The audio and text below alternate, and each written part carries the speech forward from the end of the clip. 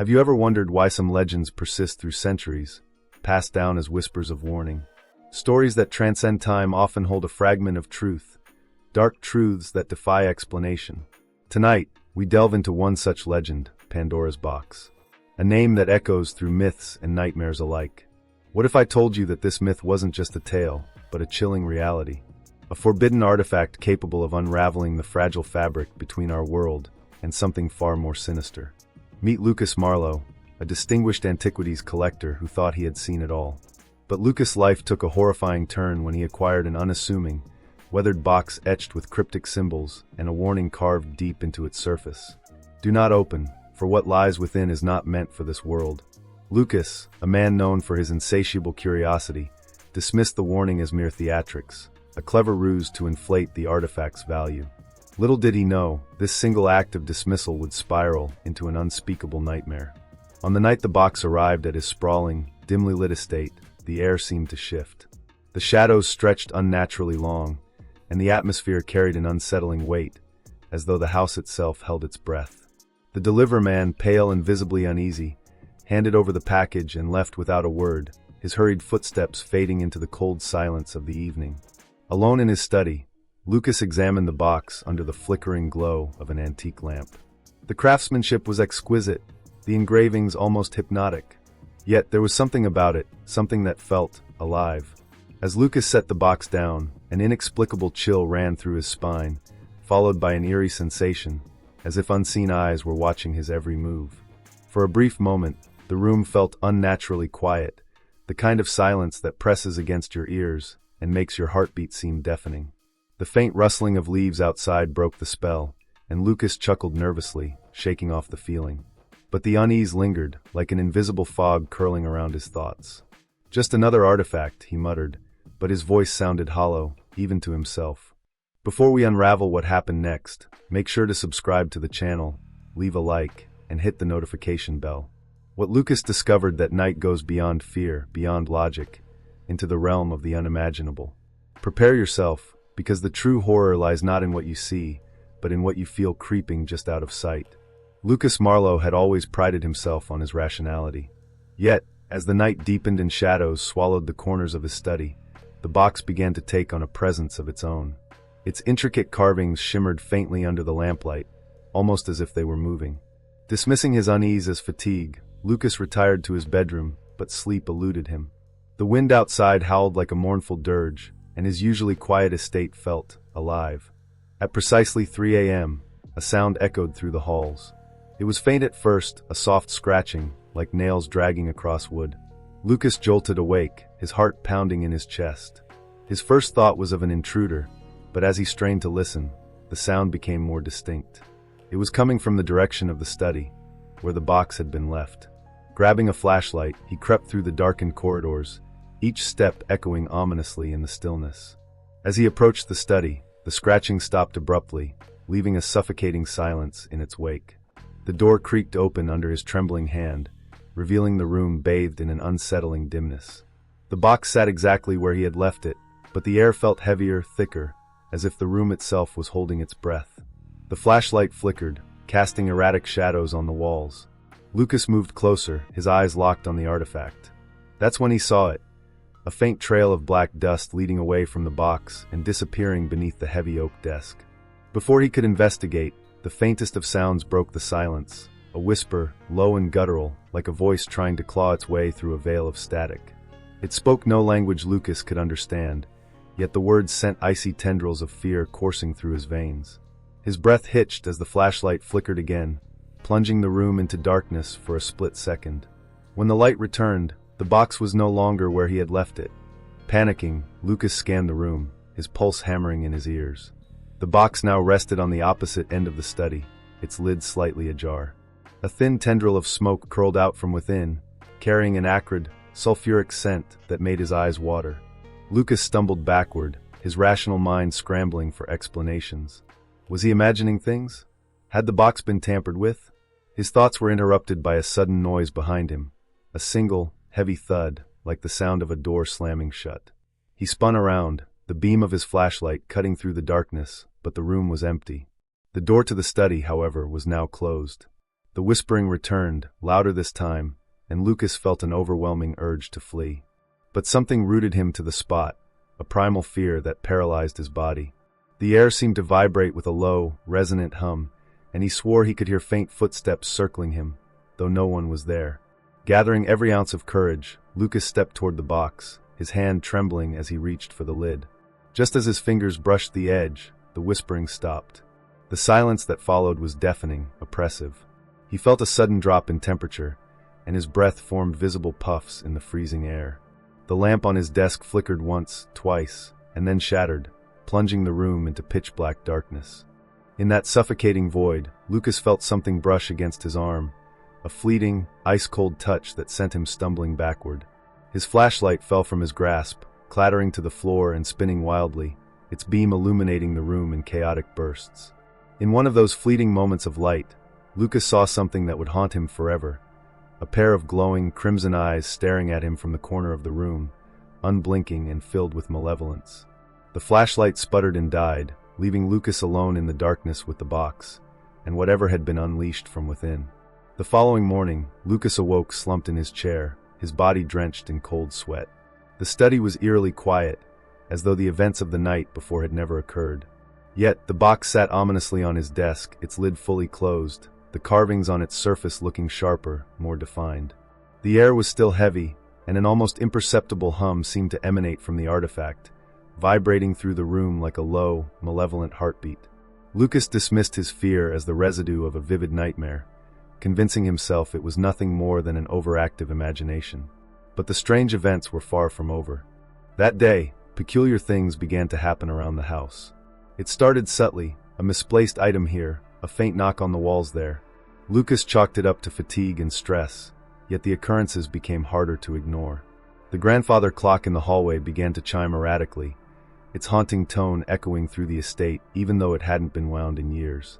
The shadows in the corners of the room seemed to twist and shift, taking on grotesque forms that vanished the moment Lucas turned to look. As the evening descended, Lucas's unease grew. The house, once a sanctuary, now felt like a living entity, its walls pulsing with an unseen presence. He decided to distract himself with work, retreating to his study to catalog the new acquisitions in his collection. Yet, no matter how much he tried to focus, his gaze was drawn back to the box. It was magnetic, almost alive, and Lucas felt a sickening pull, as though it were calling to him. Then came the whispers, faint at first, like distant voices carried on the wind. Lucas froze, his pen slipping from his hand as the murmurs grew louder, clearer.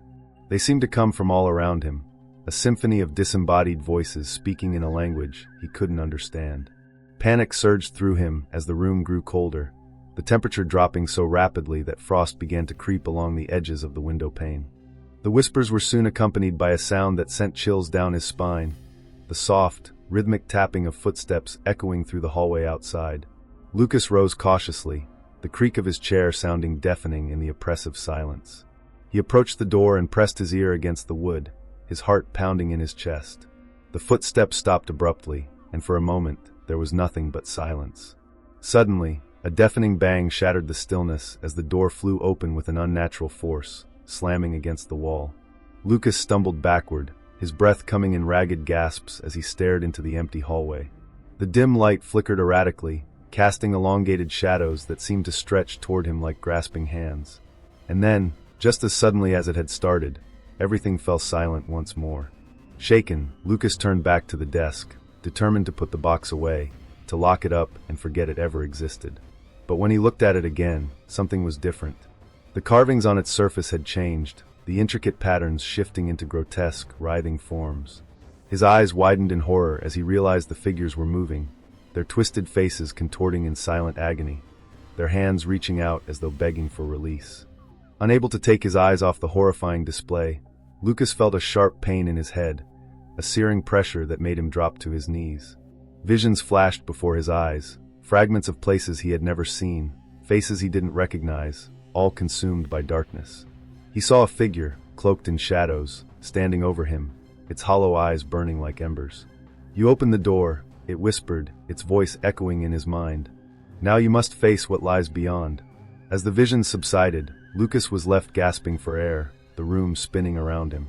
The box now sat perfectly still, Its carvings returned to their original state, as though nothing had happened. But Lucas knew better. Something had changed. Something had awakened.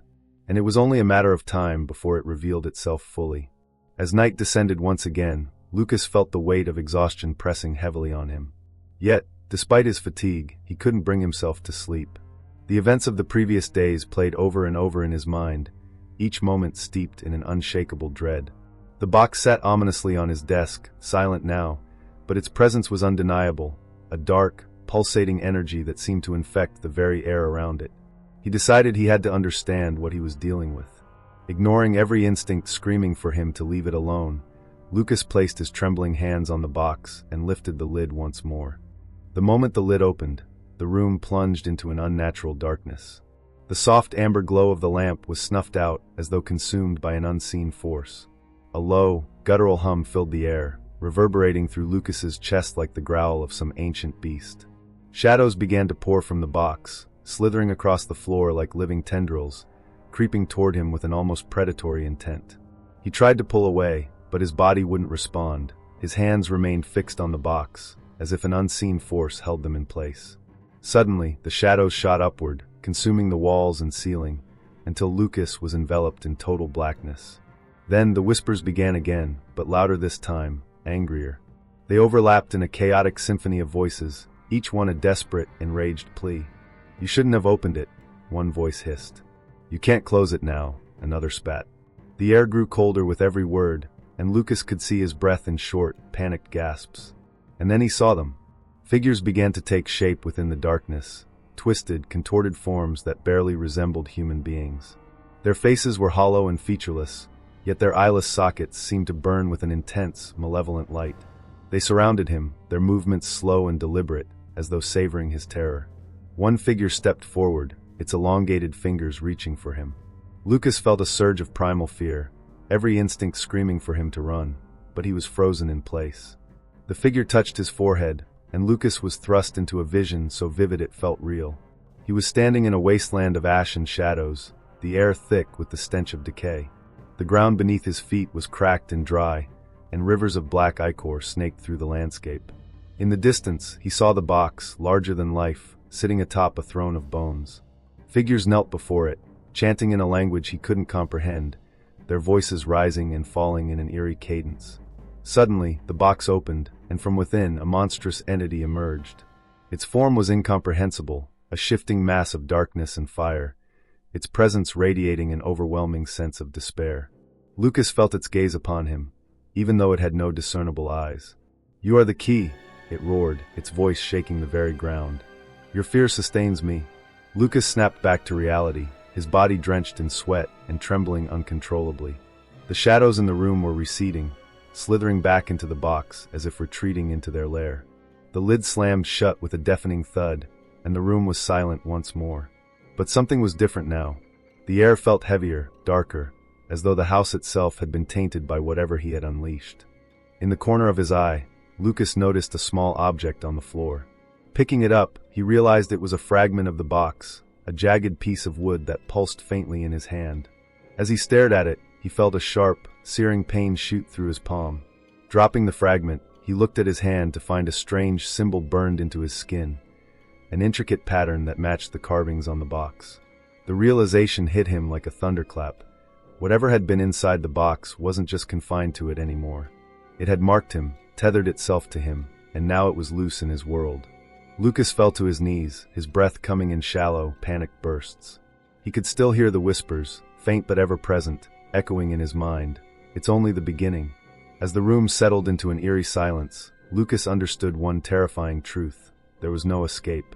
The box was no longer just an object, it was a part of him now, and whatever nightmare it had unleashed was far from over.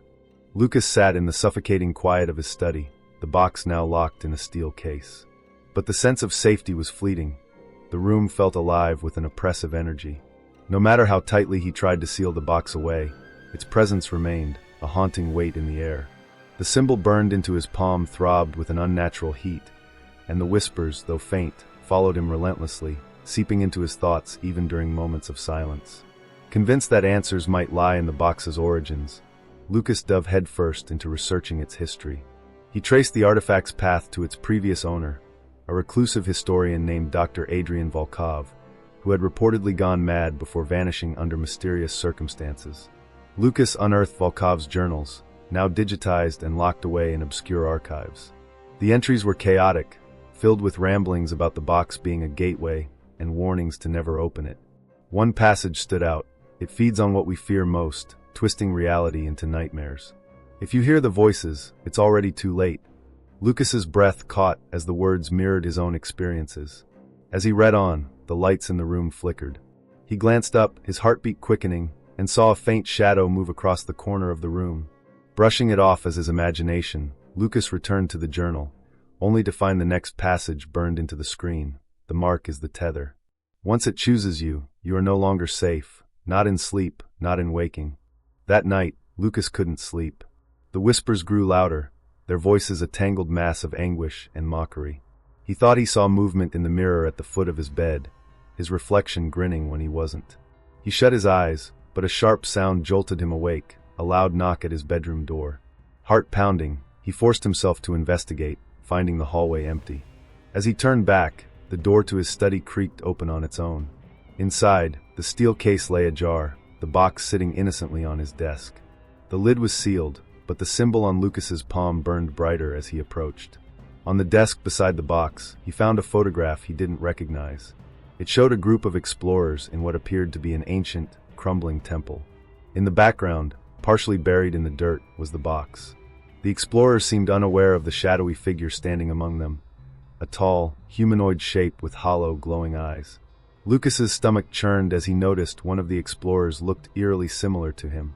His pulse raced as he flipped the photo over. Scrawled on the back in trembling handwriting were the words, "You've always been part of this." Confusion and fear overwhelmed him. How could he be connected to something so ancient, something he had only recently come into possession of? Was it a trick, or had the box somehow orchestrated this? He tried to leave the study, but as he reached for the doorknob, it refused to turn. The whispers grew louder, overlapping into a cacophony of voices that seemed to press against his skull. Then came the smell, an acrid stench of sulfur and decay that filled the room, making his stomach churn. The shadows lengthened and coalesced into a shape in the corner of the room. It was the figure from the photograph, its glowing eyes locked onto Lucas. It didn't move, but its presence felt suffocating, as if it were draining the air from the room. Lucas stumbled backward, his body trembling, but the figure remained, silent and immobile, as though it were waiting for something. Desperate, Lucas began shouting questions into the void. "What do you want from me? Why are you doing this?" The figure tilted its head, and for the first time, it spoke, its voice low and guttural, reverberating through the walls. "You were chosen long before you opened the box. The fear is yours, it always was." Before he could respond, Lucas felt the world shift. The room around him dissolved, replaced by a desolate wasteland bathed in dim, blood-red light. The box sat in the distance, its carvings glowing like embers. He was no longer in his study, but somewhere else entirely, a twisted reflection of reality. Figures moved in the shadows, their distorted forms whispering his name, their voices dripping with malice. When Lucas blinked, he was back in the study, his body drenched in cold sweat. The box remained on the desk, untouched, but now he understood the truth. It wasn't just an object, it was a predator, feeding on his mind, warping his reality. The mark on his hand was more than a symbol, it was a bond, a claim. He wasn't just haunted, he was owned. He clutched the photo, the figure in the background now staring directly at him, its eyes glowing even through the paper. Whatever he had unleashed was far from finished. The box wasn't simply cursed, it was alive, and it had chosen him. Lucas Marlowe's life had become a waking nightmare. Days and nights blurred together in a haze of terror, and the box's grip on him tightened with every passing hour. The whispers no longer faded when the sun rose. Instead, they grew louder, more insistent, clawing at his sanity. The mark on his palm had begun to spread, dark veins creeping from the symbol like roots burrowing into his skin. Desperate for answers, Lucas turned to the only person he believed could help, a reclusive occult expert named Dr. Evelyn Ward. Dr. Ward was infamous in the academic world for her radical theories on cursed artifacts and gateways to other dimensions. Lucas tracked her down to a crumbling mansion on the outskirts of the city. When she opened the door, her sharp eyes immediately landed on the mark on his hand. Her expression darkened. "You shouldn't have come," she said, her voice trembling. "You've brought it with you." Evelyn reluctantly allowed him inside, her cluttered home filled with ancient texts and strange relics. As Lucas recounted his story, she listened intently, her face pale but resolute. "The box isn't just cursed," she finally said. "It's a tether to something far older than humanity. It doesn't just haunt, it consumes. And now, it's marked you as its anchor." She explained that the box was an ancient prison, created by an extinct civilization to contain a malevolent force. Over centuries, it had fallen into human hands, its true purpose forgotten, its power mistaken for superstition. "Once the box chooses someone, it feeds on their fear, growing stronger," Evelyn said. "But the mark, it's a two-way connection. If it's feeding on you, you might be able to use it to seal the box again." Lucas clung to her words, desperate for hope. But Evelyn's solution came with a cost. "You'll have to confront it directly," she warned. "It will show you your deepest fears, your darkest truths. If you falter, it will take more than your life. It will take your soul." Armed with Evelyn's instructions, Lucas returned home. The box waited for him, its carvings glowing faintly in the dim light of his study. The house felt even more oppressive than before, the air thick with an unnatural heaviness. As he approached the box, the shadows in the room shifted, forming vague, humanoid shapes that lingered just out of reach. The ritual required a sacrifice, not of blood, but of fear. Lucas had to let the entity inside the box drag him into its realm, where he would face its true form. With trembling hands, he placed his palm over the symbol on the box's lid, the mark on his skin glowing in response. The moment his hand made contact, the world around him shattered. He found himself in a void of endless darkness, the air thick and choking. The whispers were deafening now, forming words in a language Lucas didn't understand, but instinctively feared. Shapes emerged from the shadows, twisted, grotesque figures that mirrored the faces of people he had lost, their eyes hollow and accusing. They reached for him, their distorted hands clawing at his skin, their voices demanding answers he couldn't give. Suddenly, the darkness shifted, and Lucas stood in a familiar room, his childhood bedroom. It was pristine, untouched by time, but the air was heavy with dread. A faint sobbing came from the corner, where a younger version of himself sat huddled, clutching a broken toy. The boy looked up, tears streaming down his face, and whispered, "Why didn't you save me?" Lucas backed away, but the room dissolved, replaced by a field of endless mirrors. Each reflection showed a different version of himself. Some were broken, others monstrous, their faces twisted with rage or sorrow. One reflection stepped out of the mirror, its eyes glowing crimson. "You can't escape what you are," it said, its voice a distorted echo of his own. "You belong to us now." Lucas screamed, but the sound was swallowed by the void. The shadows closed in, pressing against him, suffocating him with their weight. Just as he felt he could endure no more, a single, clear thought broke through the chaos. Fear is the key. Drawing on every ounce of strength, Lucas focused on his fear, letting it fill him completely. The shadows recoiled, the void trembling as if in pain. He clutched the mark on his palm, feeling its heat burn brighter. "You won't have me," he shouted, his voice steady despite the terror. The shadows howled, their forms disintegrating into ash as a blinding light erupted from the mark. The void collapsed, and Lucas found himself back in his study, the box sitting silent and closed on the desk. The mark on his hand was gone, replaced by a faint scar. But the room was different now, quiet, still, as though the house itself had exhaled. Exhausted, Lucas collapsed to the floor, his body trembling. The whispers were gone, and the oppressive weight had lifted. But as he stared at the box, he couldn't shake the feeling that it wasn't over. The box was silent, for now, but its presence was eternal. And Lucas knew, some doors, once opened, can never truly be closed. Lucas Marlowe stared at the box, its intricate carvings eerily still for the first time in days. Though the whispers had faded, the silence that replaced them was almost worse, a suffocating quiet that pressed against his skull. He had followed Dr. Ward's instructions, survived the ritual, and faced the shadows of his own fear. But something felt unfinished. Deep down, he knew the box hadn't truly been sealed. Its power lingered, a predator waiting for the right moment to strike. Determined to end the nightmare once and for all, Lucas packed the box into a reinforced case and set out to destroy it. The journey led him to an abandoned chapel on the outskirts of the city, a crumbling relic from the 18th century that Dr. Ward had described as a site of immense spiritual energy. The chapel was cloaked in shadows, its decrepit pews and shattered stained glass adding to the oppressive atmosphere. As Lucas stepped inside, the air grew colder, and the faint scent of sulfur stung his nose. The instructions were clear. The box had to be returned to its original prison, an ancient altar beneath the chapel's foundation. But as Lucas descended into the crypt below, his flashlight flickered and died, leaving him in complete darkness. Panic surged, but he pressed on, guided by the faint hum of the box, its energy pulsing like a heartbeat in his hands. The deeper he ventured, the more the air seemed to vibrate with an unseen force. The crypt opened into a vast, circular chamber, its walls lined with grotesque carvings depicting scenes of torment and chaos. At the center of the room stood the altar, a jagged slab of stone covered in symbols that matched the ones on the box. Lucas placed the artifact on the altar, his breath catching as the carvings began to glow, illuminating the chamber with a sinister red light. The ground beneath him trembled, and the whispers returned, louder than ever, echoing through the chamber like 1,000 voices speaking in unison. Shadows spilled from the box, swirling around him in a cyclone of darkness. The air grew thick with malice, and Lucas felt an unbearable pressure in his chest, as though the shadows were trying to crush him. Suddenly, the shadows coalesced into a towering figure, a monstrous, shifting entity with no discernible features except for its glowing crimson eyes.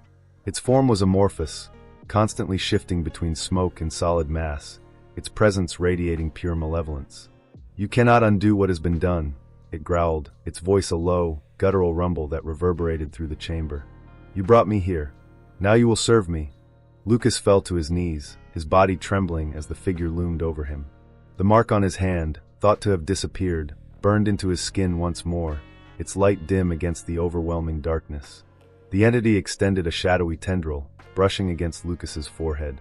His vision exploded with horrific images, worlds consumed by darkness, endless suffering, and an unrelenting void swallowing everything in its path. But amidst the despair, Lucas remembered Dr. Ward's warning: "It feeds on your fear. If you show strength, you can fight it." Gathering every ounce of courage, he pushed himself to his feet, staring directly into the entity's glowing eyes. "I won't let you take me," he said, his voice steady despite the terror threatening to overwhelm him. The entity let out a deafening roar, the chamber shaking as cracks formed along the walls. Shadows lashed out at Lucas, each one like a knife slicing through his resolve. But he held his ground, raising his marked hand toward the box. The symbol on his palm burned brighter, its light growing stronger with every second. The shadows recoiled, hissing as the light intensified. Lucas began to speak, his voice echoing with a strength he didn't know he possessed. The words were ancient, foreign, yet they flowed from him as though he had known them all his life. The altar responded, its symbols glowing in unison with the mark on his hand. The box trembled violently, its lid snapping shut as the shadows were sucked back inside. The entity let out one final, anguished roar as it was dragged toward the box, its form dissipating into smoke. "This isn't over," it hissed, its voice fading as the lid sealed itself with a blinding flash of light. The chamber fell silent, the oppressive weight lifting as the box returned to its dormant state. Lucas collapsed against the altar, his body battered and his mind racing. The mark on his hand faded once more, leaving behind only a faint scar. He stared at the box, now quiet and still, and felt a hollow sense of relief. The nightmare was over, for now. As he ascended from the crypt and stepped into the cold night air, Lucas couldn't shake the feeling that the entity's words were more than a threat. He had survived, but at what cost? The box remained indestructible, its power merely contained. And somewhere, in the deepest corners of his mind, Lucas could still hear the faintest whisper: "You will never escape." Lucas Marlowe emerged from the crypt, his body trembling and his breath visible in the icy night air. The ancient box, now silent and still, felt heavier in his hands, as if it carried the weight of everything he had just endured. For a fleeting moment, the world seemed calm. The oppressive shadows and whispers were gone, replaced by the faint hum of wind through the crumbling chapel ruins. But Lucas couldn't shake the feeling that something was still wrong. He placed the box on the passenger seat of his car and began the long drive back to his estate. The roads were deserted, illuminated only by the pale light of a waning moon. The silence in the car was suffocating, every bump in the road causing his nerves to fray. He caught himself glancing at the box far too often, expecting it to move or make a sound. But it remained inert, its carved surface as unassuming as ever. Arriving home, Lucas locked the box inside a reinforced safe in his basement, a final act of desperation to put some distance between himself and the artifact. But even with it locked away, his house didn't feel safe. Shadows still lingered in the corners, watching him with an unsettling stillness. Mirrors seemed to distort his reflection, showing fleeting glimpses of something darker, something not entirely human. That night, Lucas dreamed of the entity again. He was back in the crypt, but this time the box was open, its lid raised as an endless stream of darkness poured out. The towering figure stood before him, its hollow, glowing eyes filled with malice. "Did you think you could contain me?" it asked, its voice shaking the ground beneath Lucas's feet. "You are mine. You've always been mine." Lucas woke with a start, drenched in sweat, the mark on his palm burning faintly. He stumbled to the bathroom and turned on the light, staring at his reflection. His face was pale, his eyes bloodshot, but the worst part was the faint outline of the mark, now visible in the mirror's reflection even though it had vanished from his skin. A chill ran down his spine as he realized the truth. The entity wasn't bound to the box anymore. It was bound to him. Determined to find answers, Lucas revisited Dr. Ward the following day. Her home was dark, the door ajar as if she had left in a hurry. Inside, he found her study in disarray, papers scattered across the floor, her research notes charred at the edges. On her desk lay a single note addressed to him. "The box is a prison, but it's also a doorway. If you truly want to end this, you'll have to find the ones who made it." The words chilled Lucas to his core. The idea of tracking down an ancient, extinct civilization seemed impossible, yet it was the only lead he had. He spent weeks poring over Dr. Ward's research, following faint trails of evidence leading to remote corners of the world. Every step of the way, the whispers grew louder, the shadows more invasive. He began to see the entity everywhere, reflected in windows, lurking at the edge of crowds, always watching, always waiting. Then came the final blow. One evening, as Lucas sifted through old documents, he received an email from an anonymous sender. Attached was a single photograph, himself standing in the crypt, holding the box. The timestamp on the photo was dated 10 years before he had ever seen the artifact. Lucas's blood ran cold. The whispers filled the room, louder than ever, mocking him, laughing at his confusion. The entity wasn't just haunting him, it had always been a part of him. The box wasn't the beginning of his nightmare, it was merely the latest chapter. As the realization dawned, the lights in the room flickered, and the mark on his palm reappeared, glowing brighter than ever. The story ends with Lucas sitting in the dim light of his study, staring at the box in its reinforced case. His face is pale, his eyes hollow, but a faint, grim determination burns within him. The camera pans slowly to the box, its carvings once again shifting, writhing as if alive. And just as the screen fades to black, the faint sound of whispers rises, growing louder, filling the silence. A single question lingers as the credits roll. Is the nightmare truly over, or has it only just begun? Before you go, share your thoughts in the comments. What do you think happened to Lucas? Is the box a curse, or is it something far worse? Don't forget to like, subscribe, and turn on notifications for more stories that will keep you up at night. And remember, some doors, once opened, can never truly be closed.